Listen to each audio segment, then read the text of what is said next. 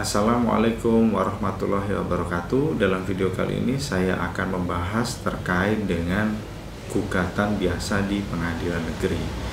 Nah, gugatan biasa ini berkaitan dengan perkara wan prestasi atau perkara perbuatan melawan hukum. Perkara wan prestasi ini perkara yang cedera janji, ya.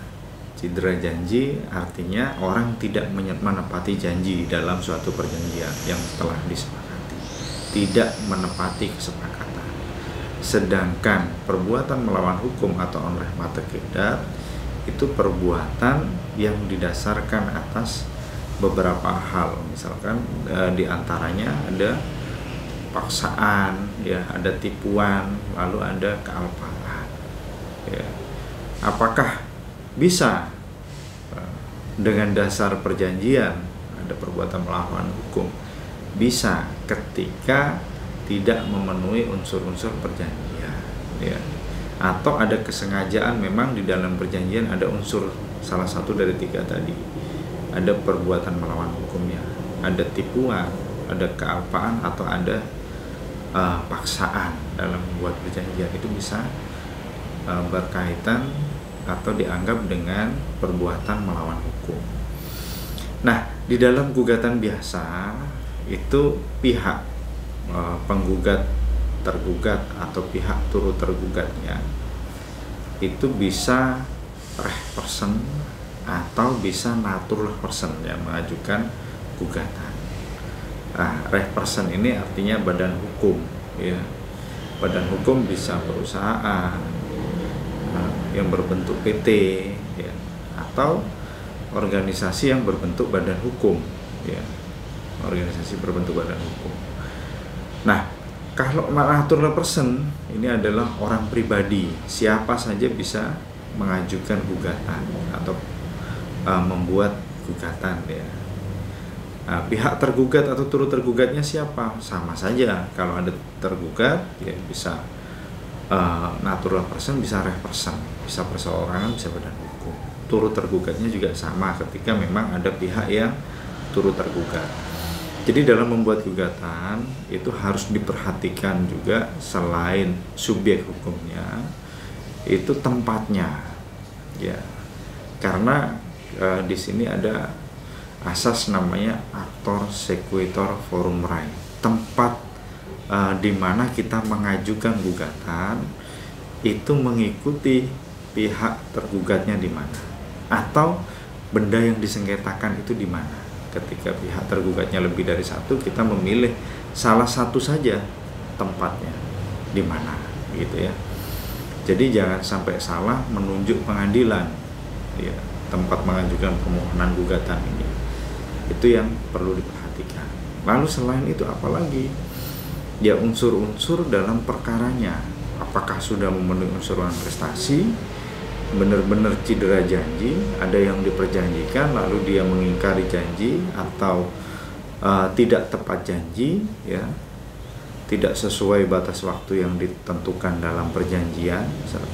Misalkan biasanya ini perkara hutang piutang atau perjanjian lainnya, perjanjian kerja bisa jadi, ya, kesepakatan yang dibuat bersama tetapi tidak ditepati. Itu intinya. Apakah sudah terpenuhi unsur itu? Lalu tadi saya katakan perbuatan melawan hukumnya terpenuhi tidak. Kalau sudah terpenuhi semua, ya, kita lihat, ya, kita lihat ini, ya, apa namanya, alat buktinya, ya. Alat bukti dalam perkara perdata ini itu ada alat bukti surat, ya, ada saksi, ya, lalu ada alat bukti pengakuan, ya, ada alat bukti sumpah, ada ahli, ya. Ya, memang dalam perkara perdata ini siapa yang mendalilkan harus bisa membuktikan, apalagi penggugat, ya, harus bisa membuktikan gugatannya. Ya, kalau tidak bisa membuktikan bagaimana? Ya, resikonya ditolak atau di NO, dinyatakan tidak dapat diterima gugatannya, cacat hukum. Ya, kalau gugatan cacat hukum dengan ditolak itu berbeda, ya. Gugatan cacat hukum atau dinyatakan tidak dapat diterima, cacat formil, ya, dalam hal ini, atau dinyatakan tidak dapat diterima, itu formalnya yang cacat.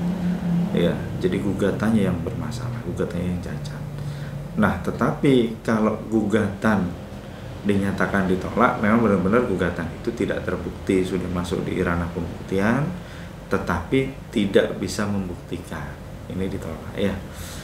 Nah, kalau tidak dapat diterima tadi, misalkan pihaknya kurang, tergugatnya kurang, atau tergugatnya itu salah subjek hukumnya, ya, bukan orang yang dimaksud, atau objek perkaranya itu tidak sesuai, atau mungkin kurang tepat gitu. Jadi bisa dinyatakan tidak diterima. Ya, nah bagaimana proses mengajukan gugatan biasa ini ke pengadilan? Yang pertama, kita siapkan ya, gugatannya secara tertulis. Ya, kalau kita sebagai lawyer ya kita buat surat kuasa dulu dari klien ke kita. Tetapi kalau kita sebagai pihak penggugat biasa tanpa pakai lawyer, enggak apa-apa, kita membuat gugatan. Itu jadi boleh pakai lawyer, boleh tidak pakai lawyer dalam membuat gugatan biasa, dalam mengajukan gugatan. Nah, gugatan bisa diajukan melalui e-court, melalui electronic court, melalui aplikasi di Mahkamah Agung tersebut. Nah, di situ sudah ada pengadilan mana yang dituju. Ya, disiapkan juga satu alat bukti untuk diupload di situ minimalnya. Untuk diupload ya. Kalau untuk disidangkan ada minimal 2 alat bukti ya, yang harus diajukan di pengadilan. Ya. Jadi tidak boleh satu alat bukti. Terus ketika kita mengajukan saksi ya minimal 2 orang saksi ya. Ada asasnya unus testis, plus testis. 1 orang saksi bukanlah saksi, begitu ya. Nah, setelah mengajukan gugatan kepada pengadilan yang dituju, misalkan ini perkaranya, objeknya sama tergugatnya berada di Surabaya, maka gugatan diajukan di Pengadilan Negeri Surabaya, gitu. Nah, kepada siapa? Kepada Ketua Pengadilan Negeri Surabaya. Ya.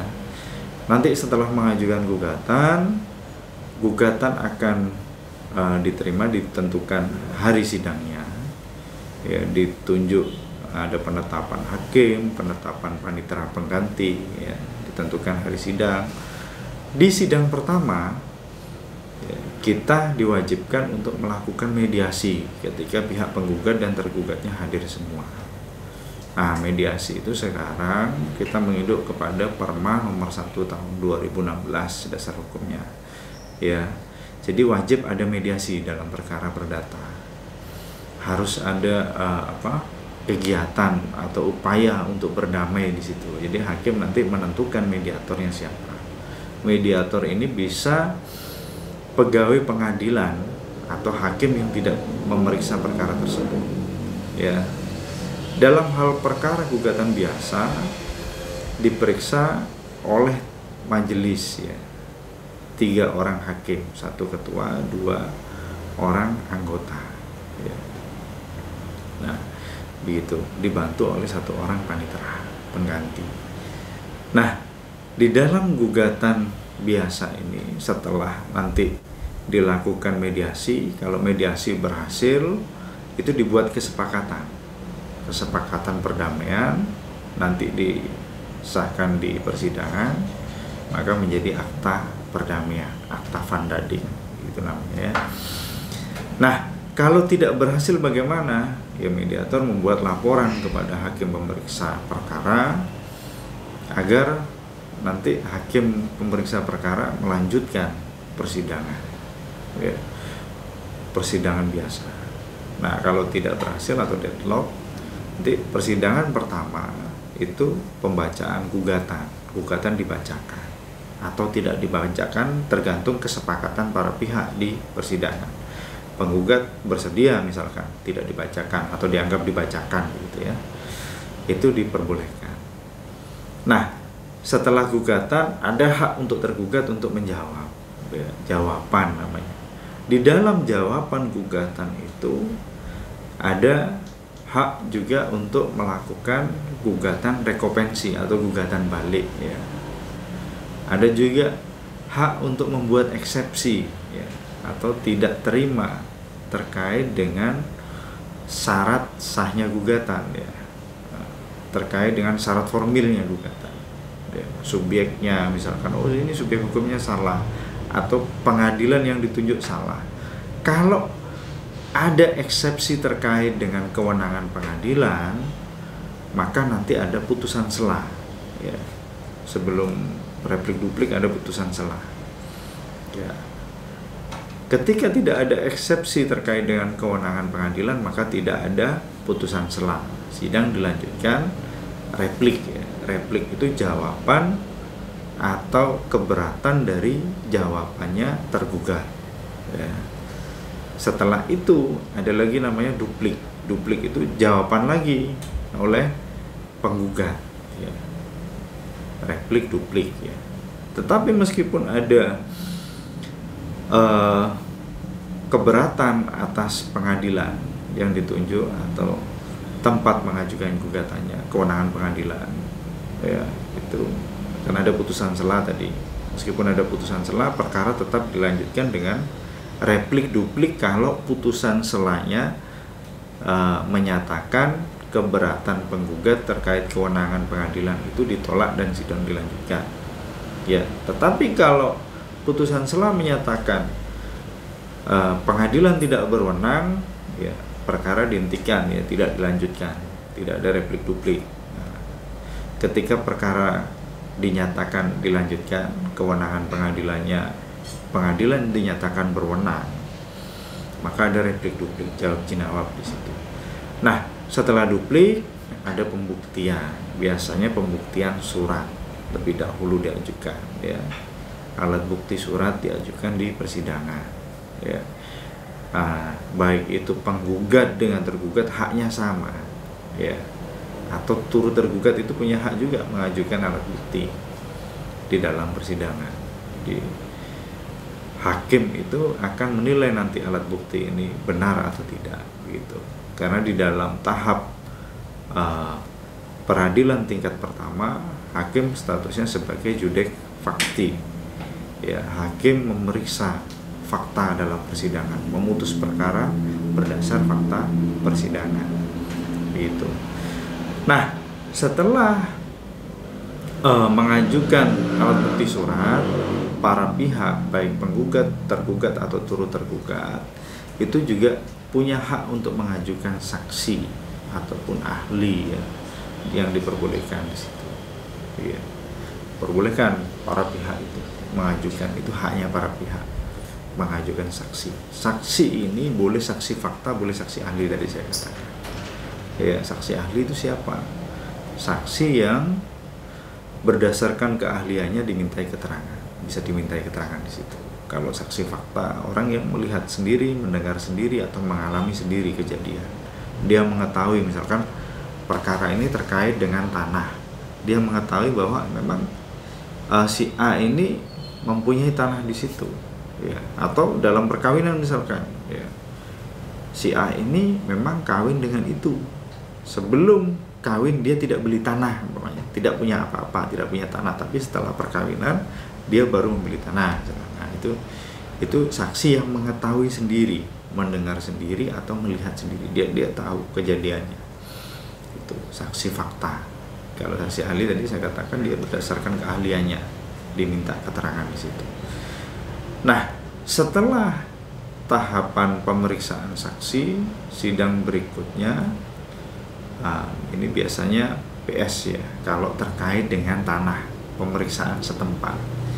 Jadi hakim dan panitera itu berikut para pihak melakukan sidang di tempat di mana objek sengketa itu berada. Misalkan tanahnya berada di mana, mereka datang ke situ. Tata cara persidangannya sama seperti persidangan di pengadilan, tetapi hakimnya tidak menggunakan jubah hakim, ya, atau toga hakim, tidak digunakan di situ. Tata caranya sama, ya. Kita tetap menghormati persidangan sama seperti persidangan dianggapnya. Disitulah memastikan apakah benar ini objek sengketa yang dimaksud para pihak, baik itu penggugat atau tergugat, ya, memastikan saja. Nah, setelah dilakukan PS, kalau dalam perkara tanah. Kalau bukan perkara tanah, tidak ada PS ya. Tidak ada PS, tidak ada pemeriksaan setempat. Nah, setelah itu dilanjutkan kepada kesimpulan dari para pihak. Para pihak berhak membuat kesimpulan, baik penggugat ya, tergugat atau turut tergugat boleh membuat kesimpulan ya. Kesimpulan itu dibuat berdasarkan persidangan tahapan persidangan sebelumnya ya, mereka menyimpulkan apa. Nah, apakah boleh tidak membuat kesimpulan? Ya boleh saja, itu haknya mereka tidak membuat kesimpulan, bahkan tidak membuat replik duplik pun tidak apa, tidak masalah. Tapi tahapannya itu disediakan, itu boleh, itu haknya para pihak. Nah, dalam hal kesimpulan tadi itu misalkan penggugat tidak membuat kesimpulan, nah, mereka menyatakan secara lisan tetap pada gugatan, diperbolehkan, tapi lebih baiknya membuat kesimpulan ya. Kenapa lebih baiknya membuat kesimpulan? Biar kita sebagai pihak ya, bisa memberikan informasi bahwa menurut kita dari persidangan awal sampai sebelum kesimpulan adalah begini, pemeriksaan saksi, pemeriksaan alat bukti adalah ini. Nah, kita sampaikan di situ di dalam kesimpulan. Nah, setelah kesimpulan itu ada putusan akhirnya. Putusan ini tadi saya katakan hakim memeriksa perkara berdasarkan fakta ya, dan jadi rasio menimbangnya, rasio desidendi hakim ya, dasar putusannya hakim dalam menimbang itu berdasarkan fakta persidangan ya. Kalau pembuat gugatan atau yang membuat jawaban para pihak itu, mereka namanya ini rasio legis ya, rasio legis, logika atau rasio berpikir hukum. Logika berpikir hukum disampaikan semua di situ. Logika hukumnya apa, dasar hukumnya apa, itu dalam membuat gugatan atau jawaban, replik atau duplik itu disampaikan. Nah, setelah putusan ya, apakah para pihak boleh melakukan upaya hukum? Boleh ya. Upaya hukum dalam gugatan biasa ya, ada upaya hukum biasa, boleh banding, boleh kasasi ya. Lalu ada upaya hukum luar biasa ya, boleh PK namanya ya. Lalu ada Dedenverset ya namanya. Nah, banding dengan kasasi ini ada beberapa waktu ya, misalkan dari putusan akhir tadi ya, selesai, itu ada waktu maksimal 14 hari untuk membuat banding ya, menyatakan banding dan membuat memori banding ya. Kasasi juga sama, ada waktu 14 hari setelah putusan banding ketika tidak terima dengan hasil putusan banding. Nah, nanti untuk banding dan kasasi kita bahas tersendiri ya. Lalu Dedenverset itu apa? Ya, PK itu apa? PK itu peninjauan kembali. Kalau dalam perkara perdata itu peninjauan kembali namanya. Nah, kalau Dedenverset itu upaya dari pihak ketiga ya, di luar pihak yang ada di dalam persidangan tadi untuk melakukan keberatan atas putusan atau bantahan. Kalau di dalam IKOT itu namanya bantahan ya. Kita mengajukan Dedenverset itu bantahan. Nanti kita bahas tersendiri di video lain ya. Nah, demikian video kali ini. Ketika ada kritik, saran, silahkan ketik di kolom komentar. Kalau ada pertanyaan silahkan ketik di kolom komentar. Atau mau konsultasi langsung boleh ketik di kolom komentar, nanti saya jawab dengan video ya. Tidak saya jawab dengan ketikan mungkin kalau memang ini ya. Ya, terima kasih. Saya akhiri video kali ini. Wassalamualaikum warahmatullahi wabarakatuh.